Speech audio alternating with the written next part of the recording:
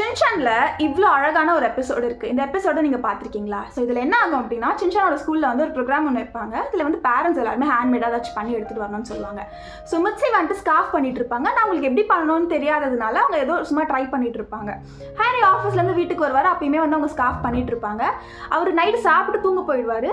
Night எழுந்து பார்க்கும்போது தான் அவருக்கு தெரியும் மிட்ஸி எங்கே போயிருக்காங்கன்னு தெரியாது. வெளியில் வந்து பார்ப்பாரு. பார்த்தா அவங்க வந்து நைட்டு ஃபுல்லாக உட்காந்து அந்த ஸ்கார்ஃப் வந்து பின்னிட்டு இருப்பாங்க. ஸோ அவர் அதை பார்த்துட்டு எதுவுமே கேட்காம அவர் படுத்து போய் திரும்பி தூங்க போயிடுவார். அடுத்த நாள் ஸ்டால் போடுவாங்க. எல்லாரோட ப்ராடக்ட்டுமே வந்து சேல் ஆகிடும். நம்ம மிட்ஸிக்கு மட்டும் சேலே ஆகாது. அவங்க அந்த சோகத்தில் நான் 5 மினிட்ஸ் போயிட்டு வரேன் அப்படின்னு சொல்லிட்டு போயிட்டு திருப்பி வரும்போது பார்த்தா அந்த ப்ராடக்ட் வந்து சேல் ஆயிருக்கும். அதாச்சும் அந்த ஸ்கார்ஃப் வந்து சேல் ஆயிருக்கும். இவங்க சந்தோஷமாக போயிட்டு ஹாரிட்ட வந்து சொல்லுவாங்க. ஹாரி வந்துட்டு ஓ அப்படியா சரி ஓகே அப்படின்னு நார்மலாக சொல்லுவார். அப்போ தான் சின்சான் ஒரு விஷயம் நோட் பண்ணுவான். அவங்க அப்பா பேக்கில் இருந்து அந்த ஸ்கார்ஃப் வந்து எட்டி பார்க்கும். அவர் வந்துட்டு வீட்டை விட்டு வெளில போனோடனே அந்த ஸ்கார்ஃப் எடுத்து போட்டுப்பார். ஏன்னா வந்து அவர் மிட்ஸி கிட்ட போயிட்டு நான் தான் இந்த ஸ்கார்ஃப் வாங்கினேன்னு சொன்னால் அவளுக்கு வந்து அது ஒரு மாதிரி இருக்கும்ல. அதனால வந்துட்டு அவர் வீட்டை விட்டு வெளில போனதுக்கப்புறம் தான் அந்த ஸ்கார்ஃபை போட்டுப்பார்.